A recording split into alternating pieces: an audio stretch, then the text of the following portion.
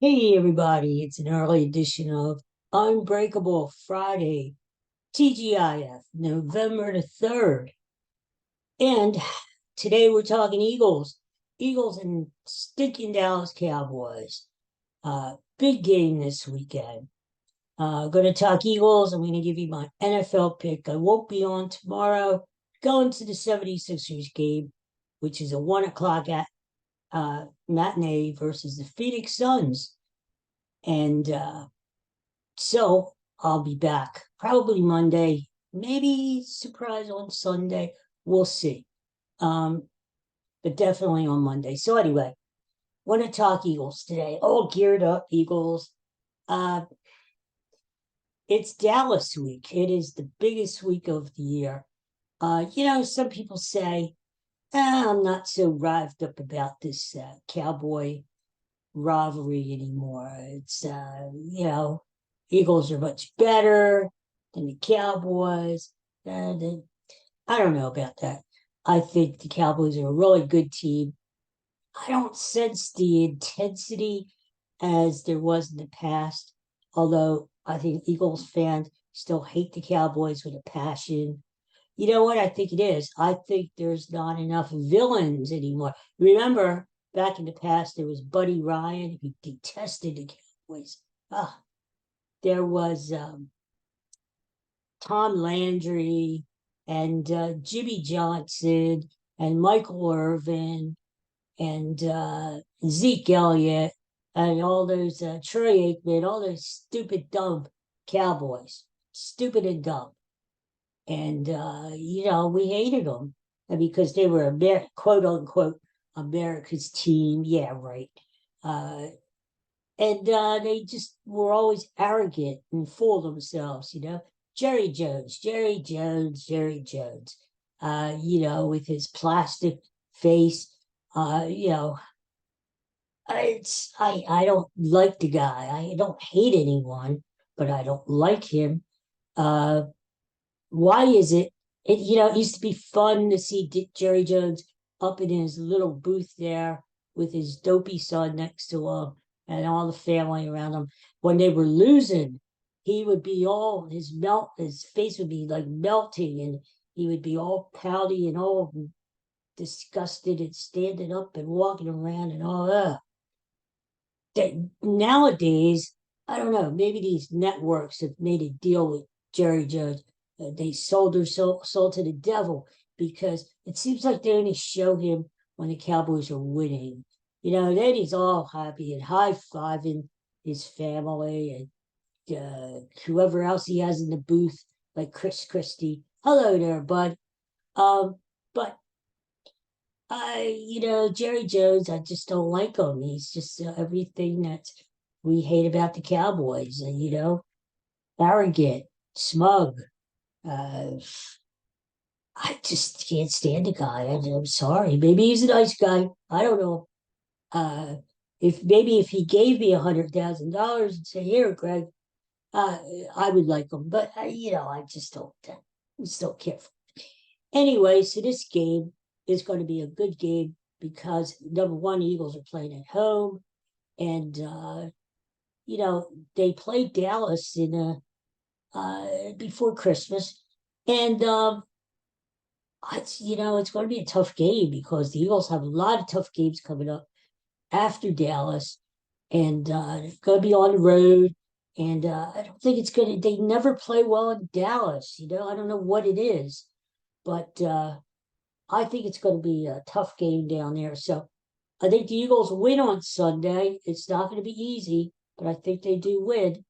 Um, and the Eagles have been throwing the ball really well. Jalen Hurts looks like he's back to himself again, although they say he has a knee problem. I think if he wants to run, he could run. He hasn't really had to run like last week against Washington. Um, he's really thrown the ball well. I mean, look, he and AJ Brown have this connection. AJ Brown has 6 games now where he's gone over 125 yards receiving. Uh, I think he gets number 7 because He's in a groove, and they really, really need him to play well this week. Uh, I don't know if I would bet on it like I have the last couple of weeks, just because he already has the record, and there may not be the motivation. And plus, the Eagles may run the ball more this week because they didn't run it very well or very often last week, and Dallas is susceptible to the run. So we may see the Eagles run a little bit more this week, unless it's going to be a shootout and they want to score points with the Cowboys. It might be a 38-35 game. So we'll see what happens. But I think Devontae Smith is going to have a good game. I think Dallas Goedert will have a good game. I still don't think they use him enough, you know? I think they ought to target him more often than not, especially in the red zone. Where's Dallas Goedert in the red zone? Instead, they're giving the ball to stupid Kenny Gainwell, who doesn't gain well in the in the red zone.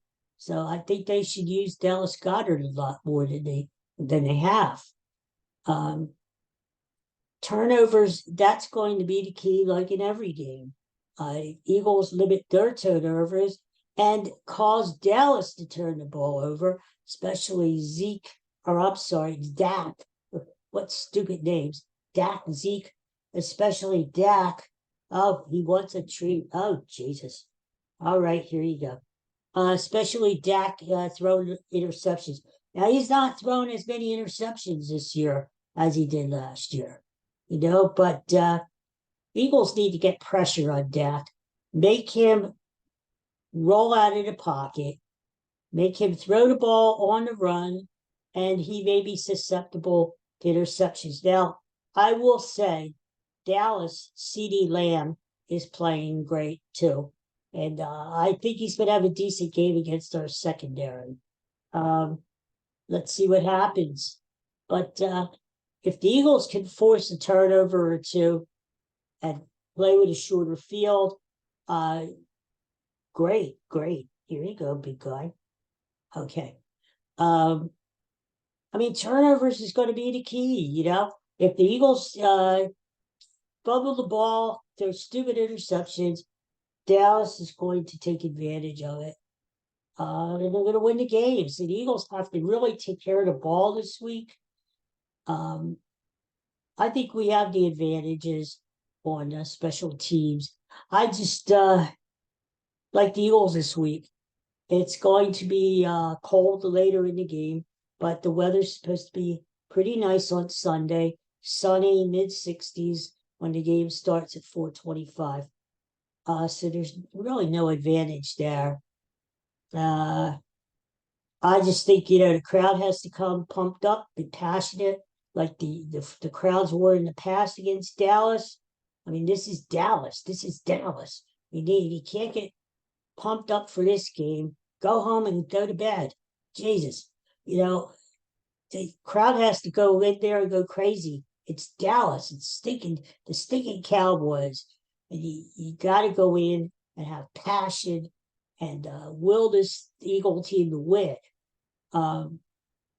So you know, it's a big game. It's for the first in the NFC East. I mean, whoever wins this first game, obviously is going to have the advantage as far as tiebreakers are concerned.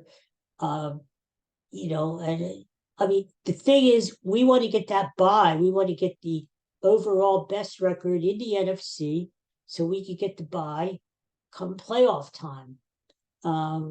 It's going to be big. It's one less game to play and another week to heal up from injuries. Got to get that bye. And with the 49ers not winning as much as they did before, it'd be great for the Eagles to win this week and go 8-1 on the season. A lot of people thought Eagles aren't going to be as good this year.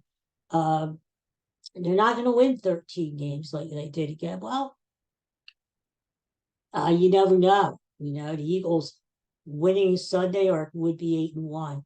Now, again, they have a bye coming up after the Dallas game. They go to Kansas City.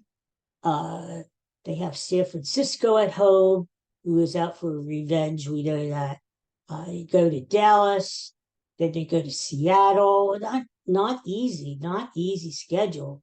So important game on Sunday, to say the least. I'm saying Eagles 31, Dallas 27. That's what I'm saying. Tight game, hard fought game. Typical Eagles Dallas clash, you know? So let's bring the passion on Sunday and let's get a win, right? As far as my NFL pick this week, okay, I got something else for you guys too. Actually, my NFL pick this week, we've won 4 weeks in a row. I'm actually picking the New York Giants to win in Las Vegas. Now, the Giants are getting 1.5. I mean, if they're giving it to you, you might as well take it. But I think the Giants are going to win. They get Daniel Jones, the quarterback, back again.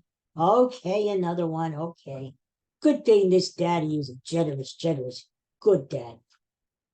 Okay, here we go. I think Daniel Jones comes back. The Raiders are a mess. They just changed coaches. They don't. They have a backup quarterback in for Garoppolo. Even though the game's out in Vegas, the Giants are going to win that game. I have no doubt. And so you could play the Giants money line, or you could take the Giants with 1.5. But I think they're going to win. Something else for you guys. Tomorrow, Saturday, is Tyrese Maxey's birthday. Happy birthday, Tyrese. And he is going to be, he is going to be 23 years old. It's hard to believe some of these athletes are already like 23, very young. But he seems like he's been around forever. This is his 4th season with the Sixers. But here's the point. Birthday. Athletes tend to play very well on their birthday. Look at Bryce Harper. Had a game for the first time on his birthday not long ago, a playoff game, hit a home run on his birthday. There you go, big guy. And we see this happening in all sports. Hockey, basketball, football, baseball. Athletes who perform on their birthday generally have good games. It's been proven statistically in baseball that hitters are better. They have a higher average on their birthday.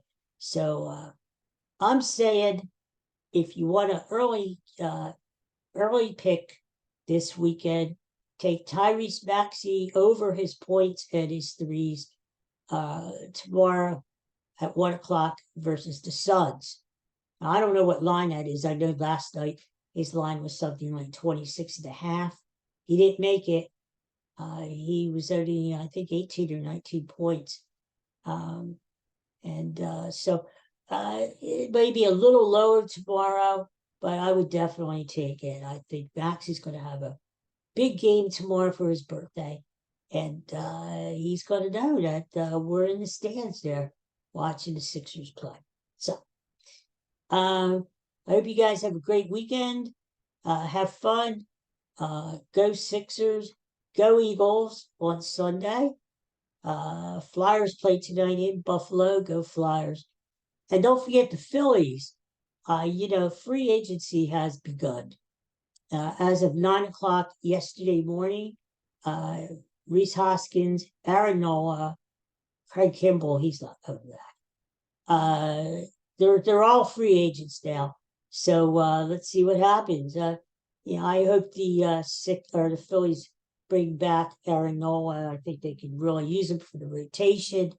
I would love to see Rhys Hoskins come back, but I'm just afraid there isn't a position for Rhys Hoskins.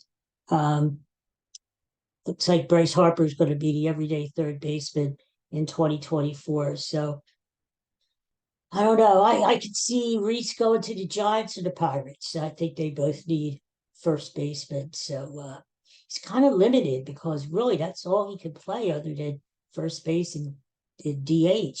So we'll see how it plays out. But that time of the year, and I'll tell you what, hot stove is starting, and the general managers meetings will be coming up soon, and that's when a lot of trades go down in baseball. So Phillies need to improve the club, bullpen help, maybe some help in the lineup. We'll see what happens. It should be an interesting winter. Okay, so everybody have a great day and a happy weekend. And I'll see y'all later. I'll talk to y'all soon. Thanks again for listening. Thanks Thanks again for watching the program. And go teams. We'll see you next time. Bye for now. Bud says goodbye as he's chomping away. Bye bye.